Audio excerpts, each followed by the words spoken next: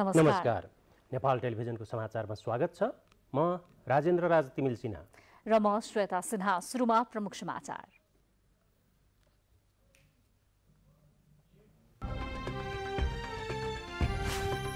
Corona भाइरसबाट एकै दिनमा 12 जनाको मृत्यु। देशभरि 927 जना नयाँ संक्रमित भेटिए। काठमाडौँ उपत्यकामा मात्रै 415 जना। अहिलेको संकटमा सरकार र निजी क्षेत्र मिलेर जानुपर्ने अर्थमन्त्री डाक्टर खतिवड़ाको भनाई। आपूर्ति व्यवस्थामा अवरोध आउन नदिने प्रतिबद्धता। पशु बीमा गर्न बीमा कम्पनीहरूले आलटाल गर्ने गरेको किसानहरूको गुनासो। पशुपालनमा लगानी गरेका धनकुटाका किसान समस्यामा। स्वास्थ्यमा समस्या देखिएपछि जापानका प्रधानमन्त्री सिन्जो आबेद्वारा राजीनामा। आगामी मंगलबार नयाँ प्रधानमन्त्रीको चयन प्रक्रिया थालिने। र नेपाल ओलम्पिक कमिटीका थप 3 जनामा कोरोना भाइरस संक्रमणको पुष्टि। एनओसीका महासचिव सहित बाँकी 2मा संक्रमण। समाचार अब विस्तारमा। नेपालमा कोभिड-19 को संक्रमणबाट गएको 24 घण्टामा 12 जनाको मृत्यु भएको छ। यो सँगै मृत्यु हुनेको संख्या 195 पुगेको छ। हालसम्म एकै दिन 12 जनाको मृत्यु भएको यो नै पहिलो पटक हो। विगत 24 घण्टामा नयाँ 927 जनामा संक्रमण पुष्टि भएको छ। काठमाडौँ उपत्यकामा मात्रै नयाँ 415 जना संक्रमित थपिएका छन्। पछिल्लो 24 घण्टामा नेपालमा 4 महिला र 8 पुरुष गरी हालसम्मकै धेरै 12 जनाको मृत्यु भएको छ। पछिल्लो पटक कोभिड-19बाट मृत्यु हुनेहरूमा 45 देखि 83 वर्षका रहेका छन्। यो सँगै मृत्यु हुनेको संख्या 195 पुगेको स्वास्थ्य तथा जनसङ्ख्या मन्त्रालयले जनाएको छ। मोरङको 56 वर्ष र 65 वर्षीय 2 जना महिला हुनुहुन्छ। भक्तपुरको 64 वर्षीय एक महिला हुनुहुन्छ। मकवानपुरको 71 वर्षीय महिला हुनुहुन्छ 4 जना। र पुरुषहरूमा उदयपुरको 52 वर्षीय 1 जना, पर्साको 72 वर्षीय 1 जना, धनुषाको 45 वर्षीय 1 जना, सिराको 55 वर्षीय 1 जना र झापाको 83 वर्षीय 1 जना र चितवनको 51 वर्षीय 1 जना, कास्कीको 52 वर्षीय 1 जना र रूपन्देहीको 60 वर्षीय 1 जना गरी पुरुष 8 जना गरी जम्मा 12 जनाको निधन भएको छ। आजसम्म दुःखद निधन हुनेको संख्या जम्मा 195 पुगेको छ।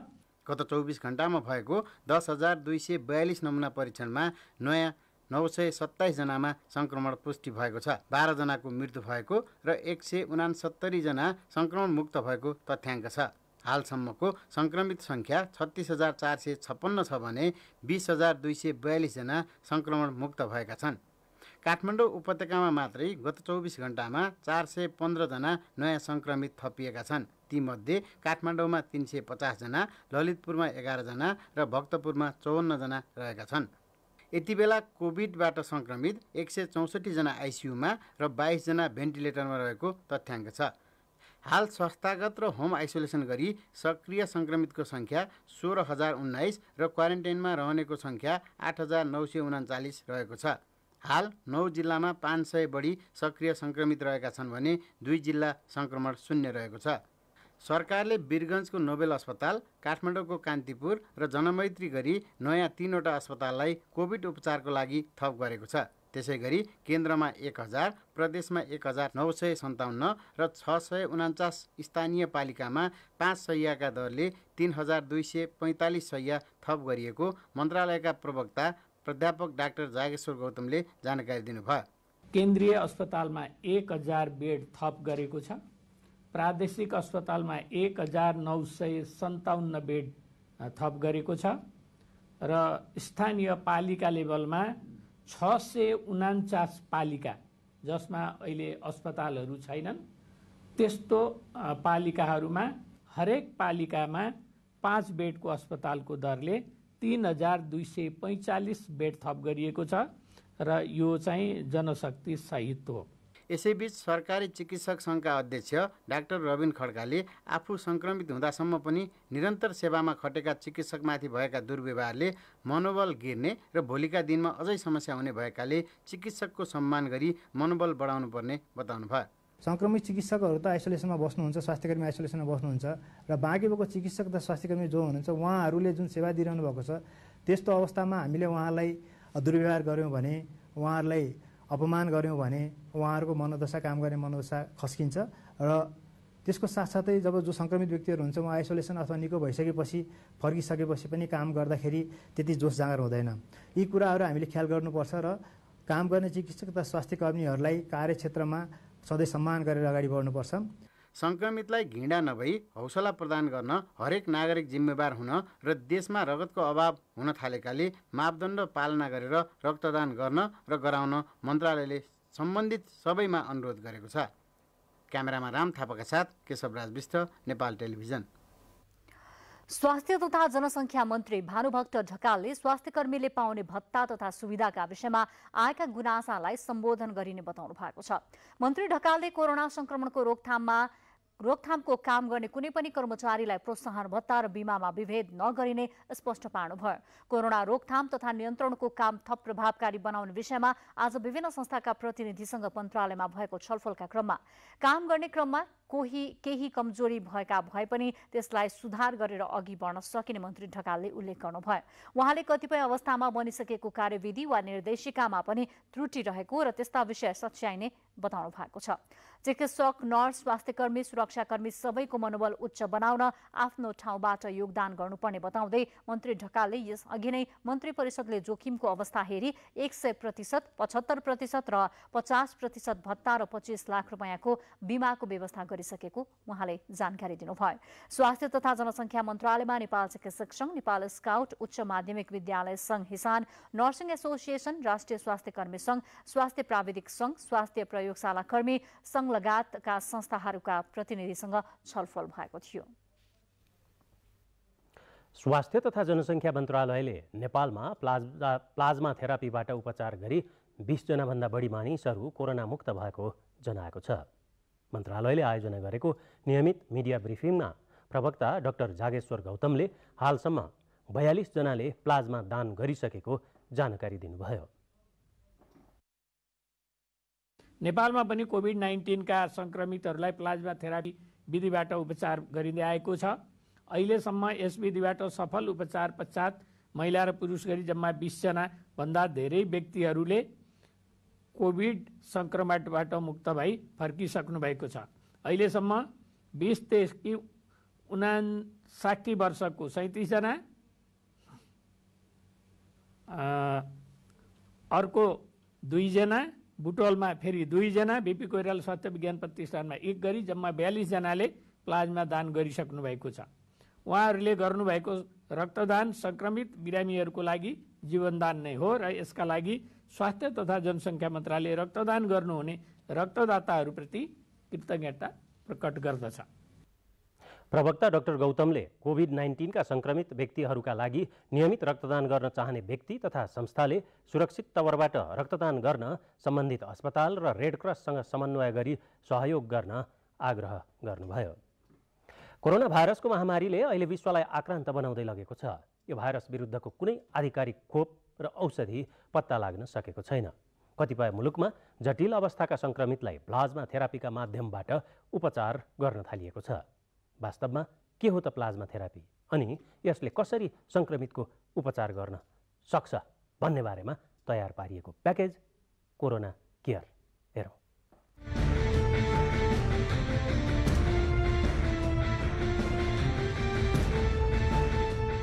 विश्वव्यापी महामारीका रूपमा फैलिएको कोरोना भाइरस विरुद्धको कुनै आधिकारिक खोप र औषधि पत्ता लागेको छैन। यो भाइरस नियन्त्रणका लागि अनेक प्रयास हुँदै आएका छन्।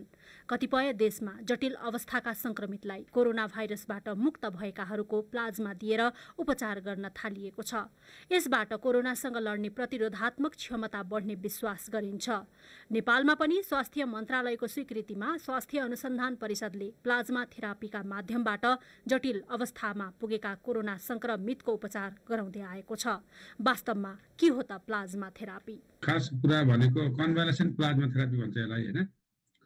यो एक किसिमको प्लाज्मा दान हो। प्लाज्मा भनेको मतलब रगतबाट जुन हाम्रो नर्मल रगत छ त्यो रगतबाट जुन ब्लडका सेलहरू, कोषहरू निकालेर जुन झोल पदार्थ रहन्छ त्यो झोल पदार्थ प्लाज्मा हो, हैन?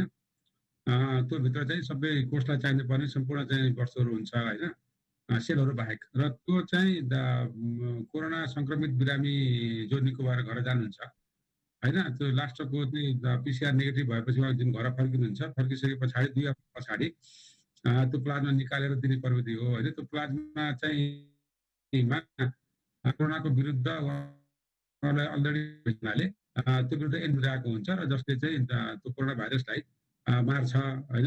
अर्को मान्छेको जुन ब्लडमा दिइसके पछाडि सिरियस बिरामीमा दिइन्छ होइन। जुन आइसियुमा बस्नु भएको छ, भेन्टिलेटरमा बस्नु भएको छ, त्यसलाई दिइसके पछाडि त्यो चाहिँ बिरामीको रगतमा रहेको भाइरसलाई मार्छ भन्ने विश्वास गरिन्छ र त्यो चाहिँ तथ्यले पनि देखाएको छ। त्यस आधारमा रिसर्चको माध्यमबाट हामीले काम गर्नु जुन एन्टिजेन र एन्टिबडी भन्छ कि भाइरस चाहिँ एन्टिजेन भयो होइन। त्यसको विरुद्धमा जुन शरीरभित्र नर्मली पनि एन्टिबडी बन्नु पर्ने त्यो 2 हप्तापछि बन्छ निको भएर जाँदा होइन। त्यो आइजिजी भन्ने एन्टिबडी भन्छ। एन्टिबडी सहितको प्लाज्मा चाहिँ रोगीलाई दिएपछि त्यहाँभित्र भएको भाइरसलाई मार्छ भन्ने खालको छ। मानिसको रगतमा प्रोटिन मिसिएको प्लाज्मा हुन्छ। प्लाज्मामा रोग विरुद्ध लड्ने शक्ति हुन्छ। त्यसैले कोरोना भाइरसका बिरामीलाई प्लाज्मा दिएर उपचार गर्ने गरिएको हो। रगतबाट प्लाज्मा निकालेर संक्रमित व्यक्तिलाई दिन सकिन्छ। यस्तो प्लाज्मा कोरोना संक्रमण भएर निको भएका व्यक्तिबाट निकाल्नु पर्दछ। एकजना व्यक्तिबाट निकालिएको प्लाज्मा 3 जनासम्मलाई दिन सकिन्छ। खास के भने डोनर चाहिँ जुन निको भएर गएका बिरामी हुनुहुन्छ होइन 14 दिन पछाडि उहाँले स्वेच्छाले दान गर्ने हो र त्यससँग ब्लड ग्रुप मिल्नु पर्ने हुन्छ। र लिने भनेको सिरियस भएर अस्पतालको आइसियुमा बसेका बिरामीहरू होइन। त्यसलाई चाहिँ तपाईँको चाहिँ प्लाज्मा ब्लड निकालिन्छ र प्लाज्मा फेरेसिस भन्ने प्रक्रियाबाट त्यो प्लाज्मा चाहिँ तयार हुन्छ। त्यो चाहिँ ब्लड ब्याङ्कले गरिराखेको हुन्छ र अब काठमाडौँमा चाहिँ पनि भइराखेको छ, सबैतिर भइरहेको छ होइन। र अहिले अर्को नयाँ प्रविधि पनि आएको छ भने टिचिङबाट सुरु गरेको छ होइन, मलाई सुन्नुमा आएको छ। त्यसमा चाहिँ सिधै प्लाज्मा निकाल्ने बिरामी के अरे डोनरबाट सिधै प्लाज्मा निकाल्ने प्रविधि रहेछ होइन। प्लाज्मा थेरापीका माध्यमबाट सबै अस्पतालमा कोरोना संक्रमितको उपचार हुने व्यवस्था भने छैन। स्वास्थ्य अनुसन्धान परिषदले हालसम्म 15वटा अस्पताललाई यस्तो स्वीकृति दिएको छ। प्लाज्मा थेरापीबाट कोरोना संक्रमितलाई उपचार गर्न सकिने भए पनि प्लाज्मा दान गर्नेहरू पाउन भने समस्या छ। संक्रमण निको भएर फर्किसकेकाहरूले प्लाज्मा दिन हिचकिचाउने गरेका छन्। प्लाज्मा सहज रूपमा पाउने व्यवस्था गर्न परिषदले नयाँ रणनीति अपनाउने तयारी गरेको छ। रिसर्चको माध्यमबाट हामीले गरिरहेका छौँ। एउटा मन्त्रालयले चाहिँ गाइडलाइन बनाएको छ। स्वास्थ्य मन्त्रालयको स्वीकृति हामीले गरिरहेका छौँ। नेपाल स्वास्थ्य अनुसन्धान परिषदले यसलाई अगुवाई गरेको छ र त्यसमा हामीसँग आन्तरिक हिसाबले विशेषज्ञहरू पनि थुप्रै क्लिनिसियनहरू, फिजिसियन सबैजना हुनुहुन्छ, रिसर्चर हुनुहुन्छ। त्यस्तै गरी हाम्रो अहिले स्टडी साइट भनेर 15वटा अस्पतालहरू तोकिएको छ। यो अस्पताल चाहिँ तपाईँको चेन्ज हुने भइराख्न सक्छ। जो चाहिँ अस्पताल चाहिँ हामीले प्लाज्मा थेरापी चाहिँ गर्छौँ, हामी सक्षम छौँ भनेर आउँदाखेरि त्यहाँ चाहिँ लिड फिजिसियन हरेक अस्पतालमा एकजना लिड फिजिसियन हुनुहुन्छ। त्यो चाहिँ सम्भव भएसम्म इन्फेक्सियस डिजिजको एक्सपर्ट नभए फिजिसियन होइन हुनुहुन्छ र त्यसै उहाँलाई साथ दिन चाहिँ कोर्डिनेटर डाक्टर साहबहरू हुन्छ होइन। र जति पनि डाक्टर उहाँलाई चाहिँ चाहिन्छ अस्पतालले आवश्यकताअनुसार थप्दै गर्न सक्छ। प्लाज्मा दिनु भनेको रक्तदान गर्नु जस्तै हो। यसले स्वास्थ्यमा कुनै समस्या नपर्ने भएकाले ढुक्क भएर दान गर्न सकिनेछ। यसबाट कोरोना संक्रमण भएर जटिल अवस्थामा पुगेका बिरामीको ज्यान बचाउन सकिन्छ। यो प्रिन्सिपल के हो भने निको भएर जाने बिरामीमा जसलाई कोरोना लाग्यो अनि कोरोनाको भाइरस एउटा एन्टिजेनको हिसाबले शरीरभित्र हुन्छ, त्यसको विरुद्धमा शरीरमा एन्टिबडी निस्कन्छ होइन। एन्टिबडी 2 थरीका निस्कन्छन्। एउटा आइजिएम भन्ने 5 दिन पछाडि निस्कन्छ, हप्ता 10 दिनमा होइन। अर्को आइजिजी भन्ने एन्टिबडी जुन चाहिँ तपाईँको लेट निस्कन्छ, पछाडि निस्कन्छ, त्यो भनेको 2 हप्ता पछि निस्कन्छ। भनेपछि हामीले डिजाइन गरेको के हो भने आज उहाँको नेगेटिभ भयो भने त्यसको 2 हप्ता पछि अनि उहाँले चाहिँ त्यो दान गर्न सक्नुहुन्छ। र एउटै ब्लड ग्रुप चाहिन्छ र उहाँ चाहिँ 18 वर्षमाथिको हुनुपर्छ र हामीले प्रेग्नेन्ट भएको अथवा चाहिँ प्रेग्नेन्ट चाहिँ त्यस्तो खालको हामी दिँदैनौँ। त्यो बाहेक अरू खासै चाहिँ नदिनुपर्ने अवस्था हुँदैन होइन। यहाँहरूले चाहिँ त्यो गर्न सक्नुहुन्छ। र एक किसिमको चाहिँ तपाईँको ब्लड डोनेसन टाइपको भएको हुँदा यसको बारेमा धेरै अन्यथा लिनुपर्ने केही पनि छैन खास। कोरोना भाइरस निको भएको व्यक्तिबाट 4 देखि 6 हप्ताभित्र प्लाज्मा लिइसक्नु पर्दछ। संक्रमण निको भएको 14 दिनपछि प्लाज्मा निकाल्न सकिन्छ।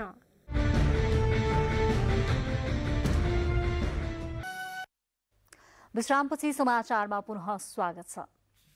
अर्थमन्त्री तथा सञ्चार तथा सूचना प्रविधि मन्त्री डाक्टर युवराज खतिवड़ाले संकटको बेला निजी क्षेत्र र सरकार सँगसँगै हिँड्नुपर्ने बताउनु भएको छ।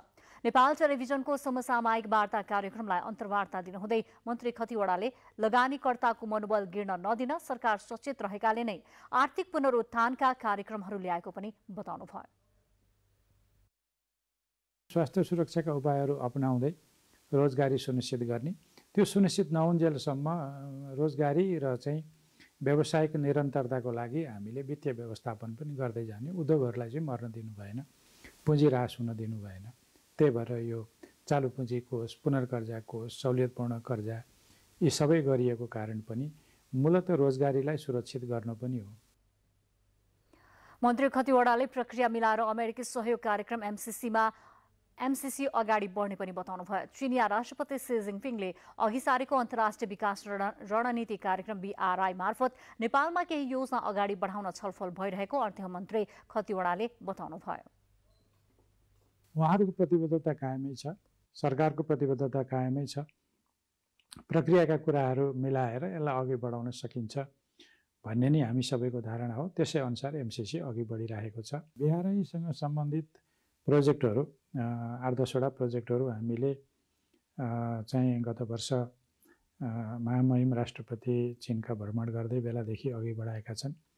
हामी फागुनमा ती आयोजनाहरूको प्रक्रिया अघि बढाउने गरी वार्तामा बस्नेवाला थियौँ। कोभिडले सबभन्दा पहिले चीनलाई नै प्रभावित गर्यो। त्यसपछि हाम्रो वार्ता अघि बढेका छैनन्। अहिले हामी भिडियो कन्फरेन्सिङ गर्दैछौँ र त्यसको आधारबाट ती आयोजनाहरू अघि बढाउने कुरा भएको छ। अर्थ र सञ्चार तथा सूचना प्रविधि मन्त्री डाक्टर युवराज खतिवडासँग गरिएको अन्तर्वार्ता आज राति एनटिभी न्युजमा 9:15 बजे र नेपाल टेलिभिजनमा 9:30 बजे प्रसारण हुनेछ। विदेशमा अध्ययन गर्न जाने विद्यार्थीहरूका लागि गत फागुनको 19 गतेदेखि अनुमति पत्र दिन बन्द गरेको सरकारले आगामी सोमबारदेखि अनलाइनबाटै अनुमति पत्र वितरण गर्ने भएको छ। विश्वभर कोभिड-19 को महामारी फैलिँदै गएपछि अनुमति पत्र वितरणको कार्य बन्द गरेको अवस्थामा सरकारले अन्तर्राष्ट्रिय हवाई उडान सुरु गर्न लागेको बेलामा अनुमति पत्र खुला गर्न लागेको हो।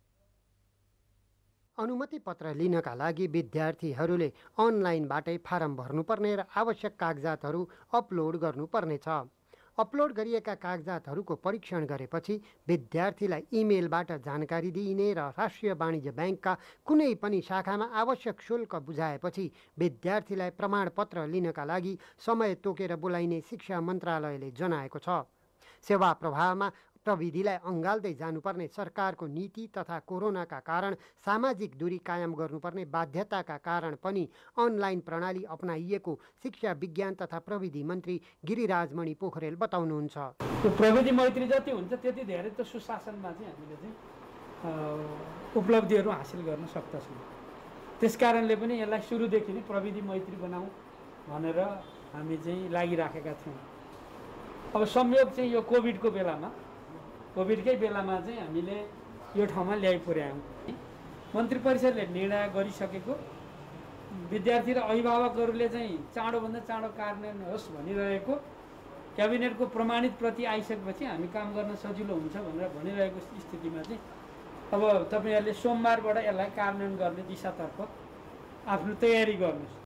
अनलाइन प्रणालीको व्यवस्थाका बारेमा जानकारी लिन केशर महल पुग्नुभएका मन्त्री पोखरेलले वैकल्पिक शिक्षा प्रणाली मार्फत भएको पढाइलाई औपचारिकता दिने बारेमा छलफल भइरहेको पनि जानकारी दिनुभयो।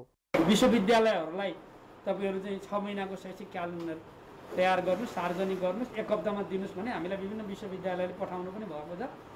सिटिभिटीको पनि हामीले हिजो र अगाडि प्रिन्सिपलहरूको मिटिङ गऱ्यौँ। तपाईँहरूको टेक्निकल जो पढाइसँग जुडेको पनि तपाईँहरू नयाँ ढङ्गले त्यसलाई कसरी लान सकिन्छ सोध्नुहोस् भन्यो। अब असार 1 गतेदेखि नै हामीले विद्यालय शिक्षाको हकमा चाहिँ निर्देशिका हामीले चाहिँ पठाएर कार्यान्वयनको प्रक्रियामा थियो। यो 7 प्रदेशको लोकल सरकारसँग हाम्रो बिचमा छलफलहरू भयो। सामाजिक विकास मन्त्रीहरूसँग पनि हामीले चाहिँ छलफलहरू गरिराखेका छौँ। अब एक अवधि चाहिँ वैकल्पिक पद्धतिले चाहिँ मूल भएर जान सक्छ। हामी मोटामोटी त्यो तयारीमा छौँ। आर्थिक वर्ष 2075-76मा 63,000 विद्यार्थीले विदेशमा अध्ययन गर्नका लागि अनुमति पत्र लिएकोमा गत आर्थिक वर्षमा 33,000ले मात्र यस्तो अनुमति पत्र लिएका थिए। पुरुषोत्तम घिमिरेका साथ रविचन्द्र पराजुली, नेपाल टेलिभिजन। भोलि बस्ने भनिएको नेपाल कम्युनिस्ट पार्टी नेकपाको सचिवालय बैठक सरेको छ। कोभिड-19 को जोखिमका कारण बैठक सारिएको प्रधानमन्त्रीका प्रेस सल्लाहकार सूर्य थापाले जानकारी दिनुभएको छ। पार्टीमा देखिएको विवाद समाधानका लागि सुझाव दिन गठित कार्यदलले प्रतिवेदन बुझाएपछि प्रधानमन्त्री तथा पार्टी अध्यक्ष ओली र अर्का अध्यक्ष पुष्पकमल दाहाल प्रचण्डले सचिवालय बैठक बोलाउनु भएको थियो। अबको सचिवालय बैठक कार्यदलले बुझाएको प्रतिवेदनमाथि छलफल गर्ने कार्यक्रम रहेको छ। काभ्रेको साँगा स्थित स्पाइनल इन्जुरी अस्पतालमा मात्र आज एकै दिन 20 पुरुष र 8 महिला सहित 28 व्यक्तिमा कोरोना संक्रमण पुष्टि भएको छ। बनेपा नगरपालिका वडा नम्बर 13 मा रहेको सो अस्पतालमा यसअघि 40 जनामा कोरोना पुष्टि भइसकेको छ। यो सँगै अस्पतालमा सङ्क्रान्त हुनेको सङ्ख्या 68 पुगेको छ। अस्पतालभित्र सङ्क्रमण फैलिएसँगै वडा सिल गरिए पनि सङ्क्रमण नियन्त्रणमा आउन सकेको छैन। नगरपालिकाले उक्त क्षेत्रमा कडाई गरे पनि समुदायमा फैलिएको सङ्क्रमण नियन्त्रणभन्दा बाहिर गएको स्वास्थ्य कार्यालय काभ्रेका प्रमुख डाक्टर नरेन्द्र कुमार झाले बताउनुभयो। बनेपा नगरपालिकाको वडा नम्बर 13 भित्र मात्रै आज दिउँसोसम्म 103 जनामा कोरोना पुष्टि भएको छ। सोही वडामा 1 जना पूर्व राज्यमन्त्री, जिल्ला समन्वय समितिका प्रमुख लगायतलाई सङ्क्रमण पुष्टि भइसकेको छ। सो वडामा असार 26 गते पहिलो पटक कोरोना भाइरस भेटिएको थियो। स्वास्थ्यकर्मी र थुनुवासहित पर्सामा आज कोरोना भाइरसका 42 जना नयाँ सङ्क्रान्त फेला परेका छन्। जिल्लाका विभिन्न स्थानबाट सङ्कलन गरिएको स्वाबको नमुनालाई नारायणी अस्पतालको प्रयोगशालामा परीक्षण गरिँदा 17 जना महिला र 25 जना पुरुषमा सङ्क्रमण पुष्टि भएको हो। जिल्लाका विभिन्न स्थानबाट सङ्कलन गरिएका स्वाबको नमुनामध्ये 308 जनाको परीक्षण गर्दा वीरगञ्जको नेसनल मेडिकल कलेजका 2 जना स्वास्थ्यकर्मी र जिल्ला प्रहरी कार्यालय पर्सामा रहेका 9 जना थुनुवामा सङ्क्रमण पुष्टि भएको जिल्ला प्रशासन कार्यालय पर्साले जनाएको छ। पर्सामा हालसम्म 1595 जना पुरुष र 460 जना महिला सङ्क्रमित रहेको जिल्ला प्रशासन कार्यालय पर्साले जनाएको छ। कोरोना सङ्क्रमणको जोखिम बढेपछि दाङमा लकडाउन गरिने भएको छ। कोरोना सङ्कट व्यवस्थापन समितिको आज बसेको बैठकले पर्सि आइतबारदेखि 21 गतेसम्म दाङ जिल्लाभर सबै प्रकारका सेवा बन्द रहने गरी पूर्ण रूपमा लकडाउन गर्ने निर्णय गरेको हो। समुदायमा पनि कोरोना सङ्क्रमण भएको भेटिएको भन्दै त्यसलाई नियन्त्रण लिन अत्यावश्यक बाहेकका सबै सेवा बन्द गरी लकडाउन गर्ने निर्णय गरिएको दाङका प्रमुख जिल्ला अधिकारी गोविन्द रिजालले जानकारी दिनुभयो।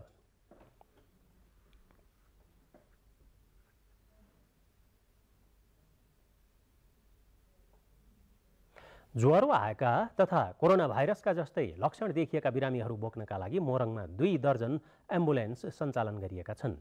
ज्वरो आएका बिरामीहरू बोक्न एम्बुलेन्सले आनाकानी गर्ने गरेको गुनासो आउन थालेपछि लक्षण देखिएका बिरामी बोक्न प्रत्येक स्थानीय तहमा एम्बुलेन्स नै छुट्याइएको संयुक्त एम्बुलेन्स चालक सङ्घ मोरङका अध्यक्ष चन्द्र पराजुलीले जानकारी दिनुभयो। मोरङका 17वटै पालिकाहरूमा एउटादेखि 3 वटासम्म एम्बुलेन्सहरू छुट्याइएका छन्। कोरोनाको जस्तो लक्षण नभएका बिरामीहरूलाई भने जुनसुकै बेला एम्बुलेन्स सेवा दिने गरिएको छ। तर केही बिरामी भने ज्वरो आएको भए पनि ढाँट्ने गरेकोले कहिलेकाहीँ समस्या हुने गरेको एम्बुलेन्स चालकहरूको गुनासो छ।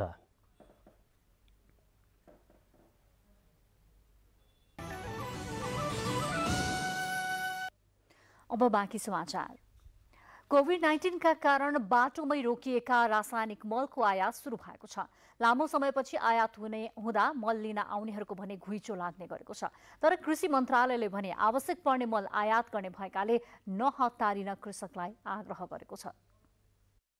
नेपालमा प्रमुख खाद्यान्न बालीका लागि लक्षित गरी विदेशबाट झिकाइएको रासायनिक मल बल्ल आइपुगेको छ।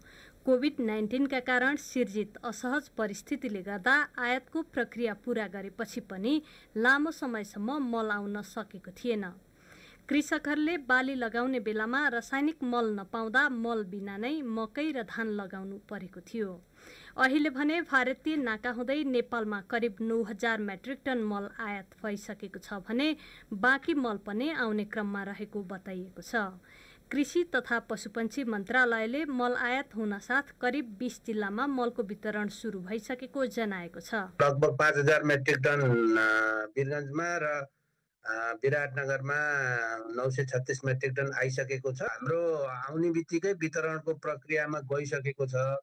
अहिले हामीले पहिलो प्रायोरिटीको हिसाबले चाहिँ तराईका जिल्लाहरूलाई प्राथमिकतामा राखेको छ र त्यसको अलावा वीरगञ्जमा आएको मल चाहिँ अन्य जिल्लाहरूमा नि गएको छ। अहिले मेचीदेखि महाकालीसम्म नै यो मलहरू वितरण भइरहेको अवस्था हो।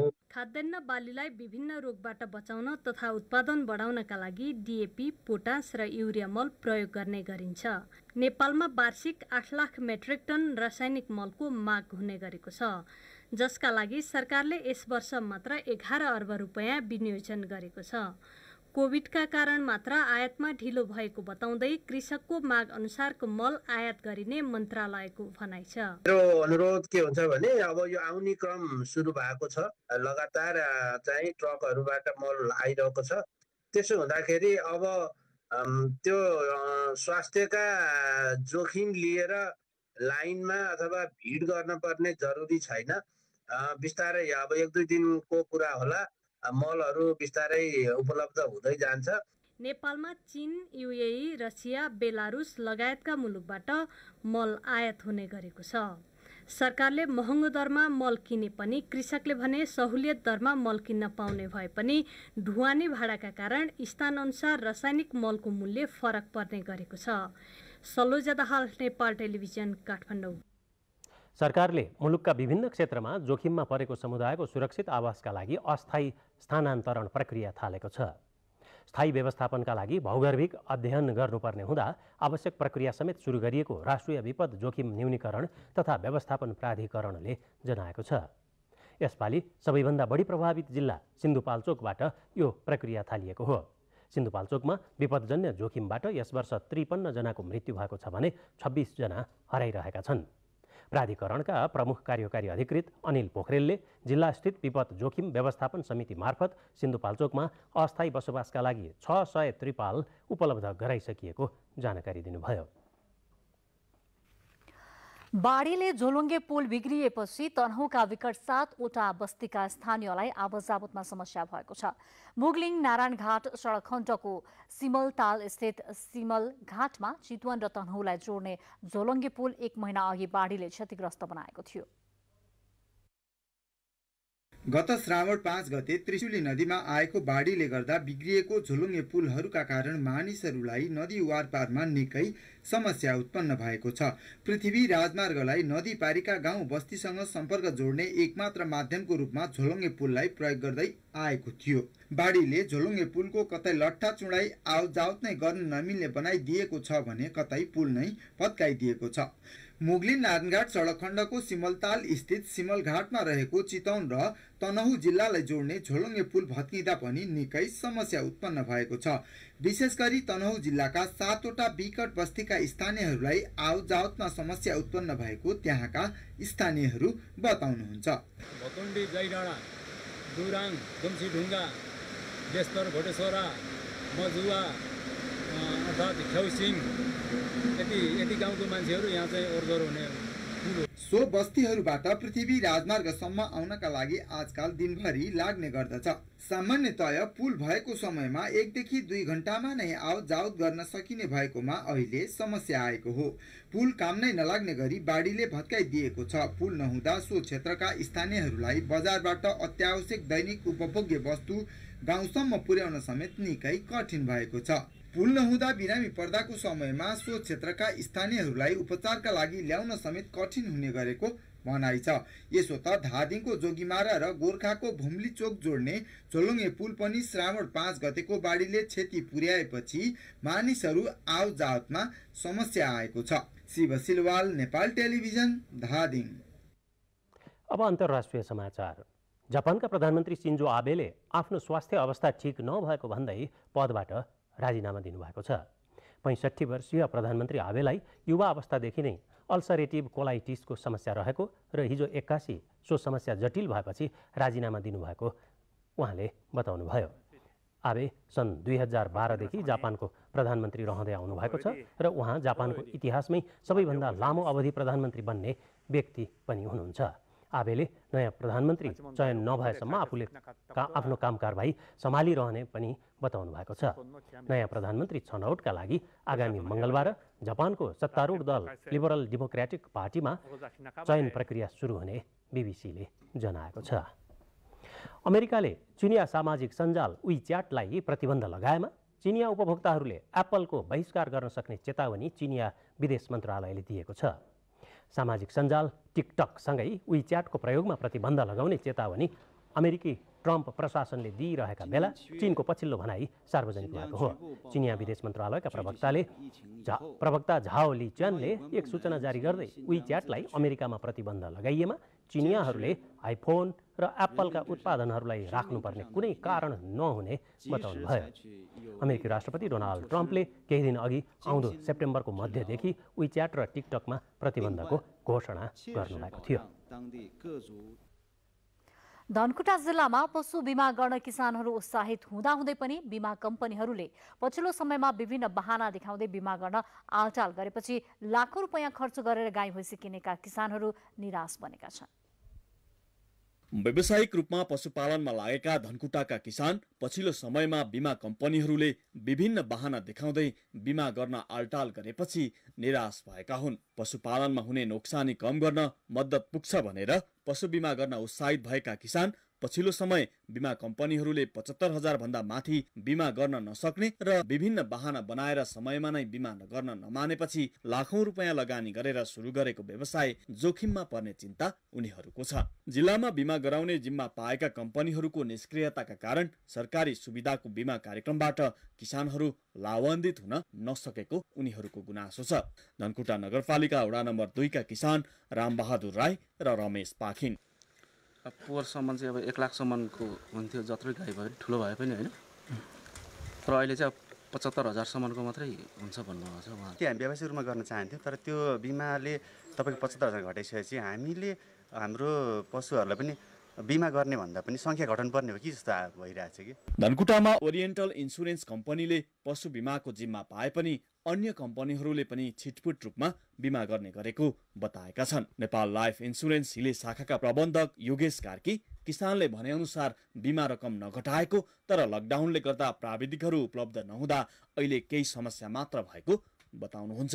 बन्दाबन्दीको अवस्था भयो, यो समयमा चाहिँ हामीले बिमा गरेका गाईहरू बिमित आदरणीय बिमित ग्राहकहरूले चाहिँ ठिक्क त्यो समयमा जुन तरिकाले गाईलाई पशु प्राविधिकबाट चाहिँ चेक जाँच गराउनु पर्ने हुन्छ, त्यो अवस्था अहिलेको यो सिचुएसनमा छैन। कृषिमा बिमा गर्दा कुल लागतको 5% प्रिमियम बुझाए पुग्छ, त्यसमा पनि 75% सरकारले उपलब्ध गराउने व्यवस्था गरेको छ। पशुपालनमा हुने नोक्सानी कम गर्न मद्दत पुग्छ भनेर पशु बिमा गर्न उत्साहित भएका किसानलाई बिमा कम्पनीले कुनै बहानामा बिमा गर्न ढिलाइ गर्नुहुन्न। विदुर खवास, नेपाल टेलिभिजन, प्रदेश नम्बर 1 धनकुटा। खाद्य परिकार लगायत घरायसी वस्तु घर घरमा पुर्याउँदा संक्रमण फैलन सक्ने भन्दै जिल्ला प्रशासन कार्यालय काठमाडौँले उपत्यकामा तत्काल होम डेलिभरी सेवा जरुरी नभएको जनाएको छ। हरेक बिहान 9:15 बजेसम्म खाद्य सामग्री खरिद बिक्रीको समय पर्याप्त भएको उल्लेख गर्दै प्रशासन कार्यालयले कोभिड-19 संक्रमण जोखिमको विषम परिस्थितिमा अनावश्यक भिडभाड गर्न नहुनेतर्फ ध्यान आकर्षण गराएको छ। प्रहरीले डेलिभरी सेवा रोक्न थालेपछि ती संस्थाका प्रतिनिधिले आज जिल्ला प्रशासन कार्यालयमा ध्यान आकर्षण पत्र बुझाउँदै सेवा सञ्चालन गर्न दिन माग गरेका थिए। त्यसको जवाफमा प्रशासन कार्यालयले तत्काल सेवा सञ्चालन गर्न नसकिने जवाफ दिएको छ।